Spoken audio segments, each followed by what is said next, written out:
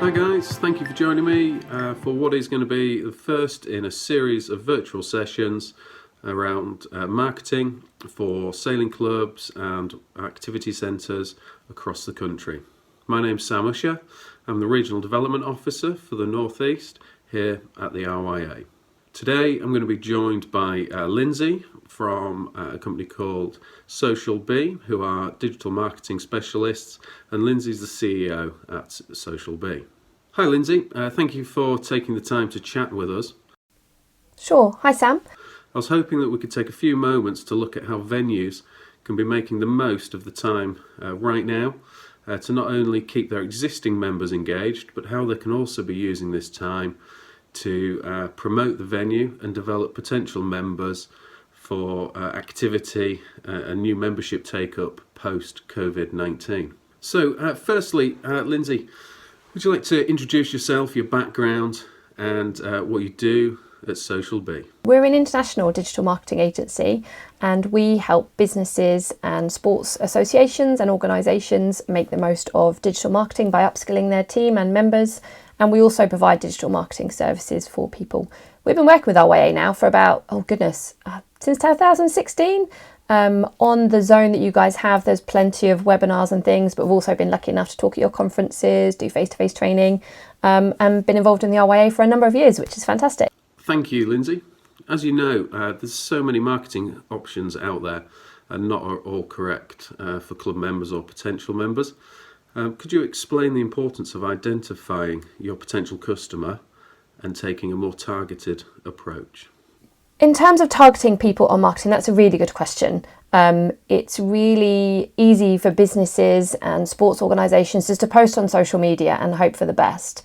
But the way I always explain targeting on social media is you want to target the right people, because if not, you're just chucking paint at the wall. So let me explain this quickly. If you walk down the high street, and I know we can't do that right now, but if you did walk down the high street and just stopped everyone and said, would you like to come sailing? Your hit rate is going to be generally quite low, because that you're just seeing what sticks. Where if you can target your audience and know that the people that do love sailing are people that love being outdoors, they might have families, they might have been sailing as children, they might have an interest in the Broads or something. I live in Norfolk, so people have an interest in the Broads. So the more you can target your audience, the better. And also it's much more cost effective. So if you are spending any money on Facebook ads or Instagram ads, it's going to be a lot more cost effective for your club as well. Lindsay, you mentioned there about being more targeted and cost effective. We all know there's so many ways of communicating our message. We're continually bombarded by marketing companies, which can make choosing the right platform pretty tricky, I feel. From email to newsletters, WhatsApp to Facebook and Instagram, and the countless other new platforms that seem to be coming out week by week. But what would you say are your top 3 for clubs to be using right now, and why? So in terms of the 3 platforms that I'd recommend, again, that's a really good question, because there's so many out there. There's things like House Party and TikTok and all these other fashionable ones at the moment. But if I was running a club and I wanted to get people engaged right now, I would be using Facebook, I'd be using Instagram, and I would either be using email marketing or perhaps YouTube with video content as well. Why would I pick those platforms? Those platforms are very visual, and if people haven't tried sailing before and you want to encourage them in, that they can see the big outside world. There's a lot of people at the moment that are stuck inside with their families, and I think it's a really good bonding family time. But there'll also be some families that are probably, pulling their hair out at times. But that said, when we do get out of isolation, they'll probably value that family time. And what's a better place to do it than actually, sailing? I was lucky enough to sail as a child, and I loved doing it with my family. So it's a good way to target those people on those channels.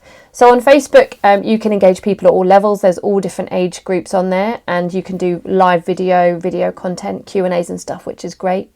Instagram is all about visual content, and again, you can engage people really, really well, and you can use the algorithm to your advantage.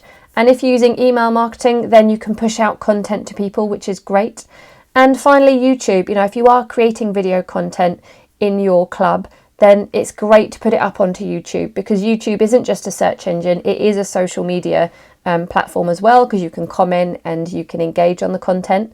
But if you upload your content onto that platform, it means that it's there forever and you can share it back on your channels. It's search engine friendly, so if people are looking for, you know, places to go sailing in Norfolk, you have the advantage that your video content can come up there. Some fantastic points there, Lindsay.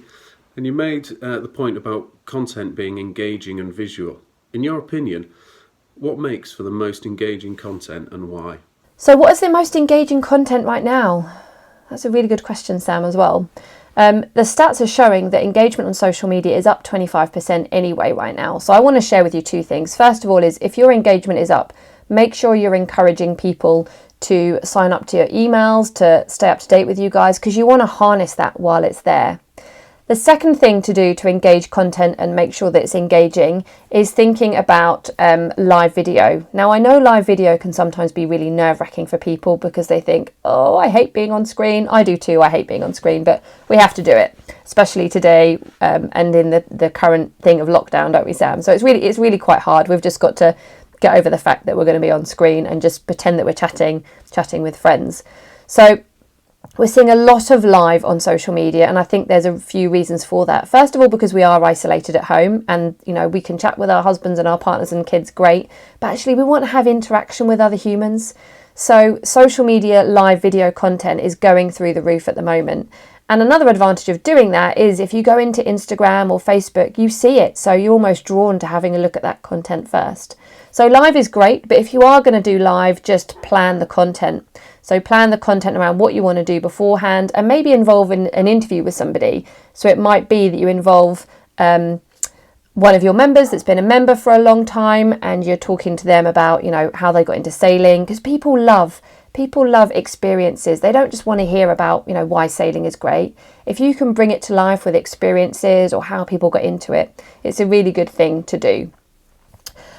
The thing with any content though is good quality video and good quality photo. So do make sure that you are taking really good quality pictures on your mobile phone, and also really focusing on good video content. It doesn't need to be done by a professional videographer. There's some handy tools out there like InShot, but it needs to be good quality and just planned out a little bit more. Another point just to add on to that, if I may, Sam, before we move on to the next question, is don't just think about it has to be your own content. Like, people will go and read other content. So if there's something happening at Grafton Water and it's not related to the RYA, or if there's something happening on the Norfolk Broads that isn't, you know, created by the RYA and you think it's going to be interesting in your audience, then share it. It doesn't have to be RYA centric all of the time. It needs to be valuable to that audience and it needs to be relevant to that audience. As you just talked about the importance of good video and photos, I thought I should mention to any viewers out there that we have a video all about this on our RYA Club Zone site, so check that one out. You just mentioned about interviews and personal content. As you know, we hear a lot about the power of personal interest stories to promote venues' activity, but could you explain what this means and how clubs can use it best? Yeah, the power of personal stories. I've just made a comment on that, but it's really important. Whenever I do my training, what people love the most about when I'm doing training is the fact that I bring stories to life and I say, you know, here's an example of this and here's an example of that. So any way you can involve people and bring the story to life, if it's not just a place for sailing, but, you know, this is how this family were doing, you know, they wanted something to do as a family, and, you know, little Billy was going to football once a week.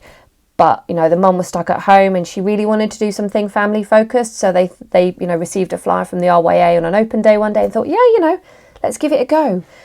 So anything anecdotal is really powerful, and it just creates great content, really resonates with people, and people can then reflect and go, yeah, that's us, you know, we could do that. So whether it's, you know, a family thing or whether it's someone that, you know, like myself, you know, I loved sailing as a child. I remember my little topper and my little optimist, and I was a member of the RYA.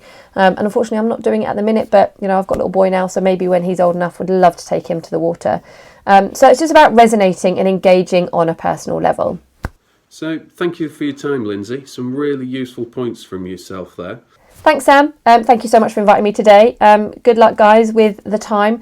There's, you know, now is a great time to be spending the time that we can't be out sailing, or spending the time going out and not doing the things that we always had time for. So if you have any time now, use the great webinars in the Club Zone that the RYA are creating, and just think about all the things that you never had time for in terms of planning your social media calendar, or creating video content, or taking pictures, or finding pictures. There are pictures on things like Pixels and Pixabay, where you do have resources to stuff. You know, if you do a search for Cornwall as an example, there are some great pictures there that you could be using in some of your content. So spend this time upskilling yourself, watching the great webinars that the RYA has created, and also engaging with other RYA community groups and thinking about what they could be doing. We've got some really valuable content on the RYA Club Zone site. The link to that will be in the description below the video. And next week we'll be looking at Facebook fundamentals, the setup and what to post. So tune in and join us then. Many thanks.